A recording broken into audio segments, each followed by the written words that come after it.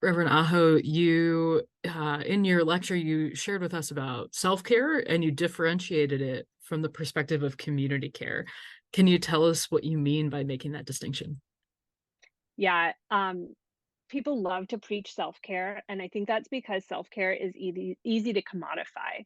And it's easy to commodify also in a way that costs money. Be like, "Oh, you're stressed. You should go get a massage." And then when you didn't go get a massage, they'll be like, "Well, you didn't practice self-care, so obviously you're struggling."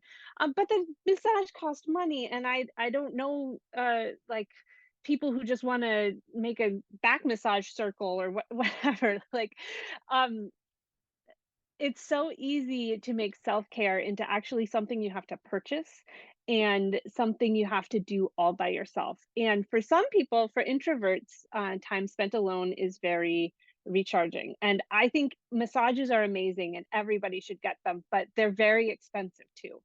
And so like maybe if I think about community care, I want to be thinking about like let's have community how to massage each other for fun like classes, where then we can get some of that like physical release and comfort in our bodies, but not need to be spending this money and like going to probably a stranger, but like can actually be taking care of each other.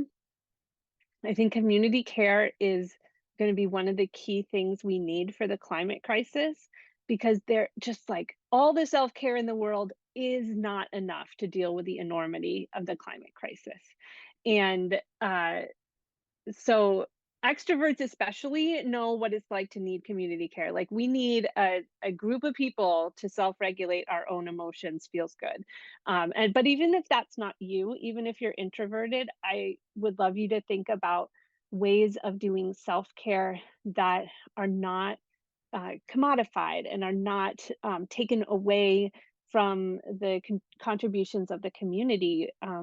Ways of care that are mutual, just like giving pumpkin bread to your neighbor or things like that, that just that we help each other when things are tough.